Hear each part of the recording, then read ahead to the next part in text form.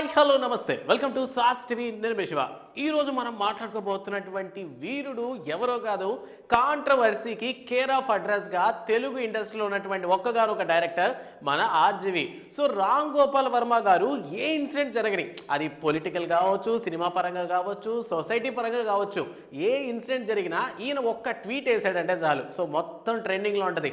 ఇందుకు గల కారణం ప్రతి టాపిక్ మీద ఆపోజిట్ గా మాట్లాడడం. సో అందువల్ల ఆయనకి కాంట్రవర్సీ అనేటటువంటి పేరు వచ్చింది. బట్ ఇప్పుడు ఇలా ఉన్నారు కానీ ఒకప్పుడు ఆర్జీవి గారు తీసినటువంటి సినిమాల్లో ఉండే మ్యాజిక్కే వేరు. సో అప్పుడున్నటువంటి సినిమా ట్రెండ్ అంతా ఒకలా ఉంటే ఆర్జీవి గారి దగ్గర నుంచి వచ్చినటువంటి ట్రెండ్ మరోలా ఉంటుంది. ఇలాంటి క్రమంలో ఆర్జీవి గారిని జైల్లో 3 నెలలు ఉంచడానికి ముంబైలో ఉన్నటువంటి కోర్టు ఒక ఆదేశం అయితే ఇచ్చింది. అదేంటి, కాంట్రవర్సీ డైరెక్టర్ యాక్చువల్లీ 2 months బ్యాకే మన ఏపీలో కానీ చూసుకున్నట్లయితే సో ప్రీవియస్ ఉన్నటువంటి గవర్నమెంట్కి సపోర్టెడ్గా ఆయన సినిమాలు తీశారు, ట్వీట్స్ చేశారని చెప్పి సో గవర్నమెంట్ మారిన తర్వాత నేను జైల్లో పెడతారని అనుకున్నాను. 2 months బ్యాకే అనుకుంటూ ఉన్నాం అనమాట, సో జైల్లో పెడతారని. బట్ ఓవరాల్గా అట్లా ఏం జరగలేదు. బట్ ప్రెసెంట్ ముంబైలో ఉన్నటువంటి ఒక కోర్టు అయితే ఆర్జీవికి 3 నెలలు జైలు శిక్ష, అది కూడా నాన్ బెయిలబుల్ వారెంట్ కింద అయితే శిక్ష విధించింది. సో బట్ ఇందుకు గల కారణం ఏంటి, అసలు మన తెలుగు డైరెక్టర్కి ముంబైలో ఏం పని అని కానీ చూసుకున్నట్లయితే బేసికల్గా ఆర్జీవి గారు ఏంటంటే ప్రీవియస్ గా చూసుకున్నట్లయితే ఆఫ్టర్ శివ సినిమా తర్వాత సత్య సినిమా కూడా తీసిన తర్వాత సో ఆయన బాలీవుడ్ లో ఏదో సినిమా తీద్దాం అనుకున్నారు. ఆ టైంలో శ్రీదేవి గారు అంటే చాలా ఇష్టం అయ్యేసరికి సో బాలీవుడ్ లో సినిమాలు తీద్దాం అనుకున్నారు. సో ఆ టైంలోనే చూసుకున్నట్లయితే శ్రీదేవి గారితో సినిమా కుదరలేదు. కానీ సో 2018లో ముంబైలో ఉన్నటువంటి మహేష్ చంద్ర మిశ్రా అనేటటువంటి ఆయన సో శ్రీ అనేటటువంటి కంపెనీ నుంచి వచ్చినటువంటి ఒక చెక్ బౌన్స్ అయ్యిందని చెప్పి కేసు పెట్టడం జరిగింది ఆర్జీవి గారి మీద. సో ఓవరాల్ గా 7 years గడిచిన తర్వాత ప్రెసెంట్ ఆ కేసుకి సంబంధించినటువంటి తుది తీర్పు అయితే వచ్చింది. సో ఓవరాల్ గా ఆర్జీవి గారు 3,72,000 రూపాయలు అమౌంట్ కట్టాలి, లేదా 3 నెలలు జైలు శిక్షను అనుభవించాలని చెప్పారు.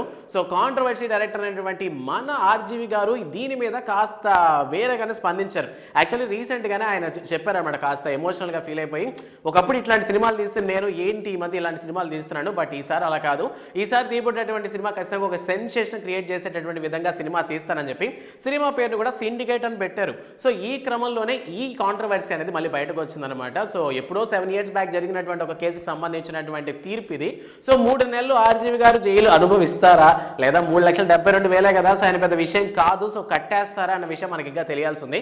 ఓవరాల్ గా కాంట్రవర్సీ డైరెక్టర్ మీద ఇన్నాళ్ళు ఇంత పెద్ద కేసు పడలేదంటే జైలుకి వెళ్తానని అనుకున్నామే, బట్టి ఒక ముంబైలో ఉన్నటువంటి అంధేరి కోర్టు ఈ విధంగా ఒక డెసిషన్ ఇస్తుందని ఎవరు కూడా ఎక్స్పెక్ట్ చేయలేదు. సో ప్రెసెంట్ దీనికి సంబంధించి కానీ చూసుకున్నట్లయితే ఆర్జీవి గారు రెస్పాండ్ అయ్యారనమాట మీడియా ముందరకు వచ్చేసి. సో ఓవరాల్ గా ఆయన మాట్లాడేంటంటే నెక్స్ట్ సినిమాల గురించే కాస్త ఎక్కువ మాట్లాడారు కానీ ఈ కేసు గురించి పెద్దగా మాట్లాడలేదు. సో ఈ కేసు సంబంధించి ఆయన అమౌంట్ కడతారా లేదా జైలుకి వెళ్ళిపోతారా, కాస్త ఈగో ఎక్కువ ఉన్నటువంటి పర్సన్ కాబట్టి సో ఆయన ఏ డెసిషన్ తీసుకుంటారని ఎవరికీ తెలియదు. సో ఖచ్చితంగా ఎవరు ఊహించిన విధంగానే డెసిషన్ తీసుకుంటారు. సో ఈ క్రమంలో చూసుకున్నట్లయితే ఆర్జీవి గారిలో ఒక చేంజ్ని అయితే మనం గమనిస్తున్నాం. సో ఆయన సినిమాల్లో ఒక కొత్త మ్యాజిక్ ని తీసుకొచ్చే ఆలోచనలో ఉన్నారు. లైక్ ఈ మధ్య కాలంలో ఉన్నటువంటి డైరెక్టర్స్ తో కంపేర్ చేస్తే ప్రీవియస్ లో హిట్స్ ఇచ్చినటువంటి డైరెక్టర్స్ తో కంపేర్ చేసుకున్నట్లయితే ప్రెసెంట్ యంగ్ డైరెక్టర్స్ మంచి మంచి సినిమాలు ఇస్తున్నారు. సో ఈ క్రమంలోనే మేబీ ఆర్జీవి గారి మైండ్ మారిందేమో. సో కొంచెం యూస్ఫుల్ గా కొంచెం యూటిలైజ్ చేసుకునే విధంగా ప్రెసెంట్ ఆయనకు వచ్చినటువంటి అవకాశాలు అన్ని కూడాను ఒక సిండికేట్ అనేటటువంటి సినిమాని తీస్తున్నారు. మరి దీన్ని ఏ ఆధారంగా తీస్తున్న విషయంగా క్లారిటీ రాలేదు. సో ఈ క్రమంలో ఈ కేసు పడడం అండ్ దీనికి సంబంధించి కాస్త కాంట్రవర్సీ చేస్తున్నారు. యాక్చువల్లీ ఆర్జీవి గారి ఇష్యూ అంటే కాంట్రవర్సీ చేస్తారు, అలాంటిది ఆర్జీవి గారి ఇష్యూ అంటే మన వాళ్ళు కాంట్రవర్సీ చేయకుండా ఉంటారా. సో ఈ క్రమంలోనే ఇష్యూ నడుస్తోంది. సో ఐ థింక్ మీకు క్లారిటీ వచ్చింది అనుకుంటున్నాను. జస్ట్ బ్రీఫ్ గా కూడా సింపుల్ గా చెప్పేశాను. సో ఇలాంటి మరిన్ని అప్డేట్స్ కోసం సాస్ టీవీని సబ్స్క్రైబ్ చేసుకోండి. అండ్ దాంతోపాటు ఆర్జీవి గారి మీద మీకున్నటువంటి ఒపీనియన్ ఏంటనే విషయాన్ని కూడా కామెంట్ సెక్షన్లో మాతో పంచుకోండి. Thanks for watching.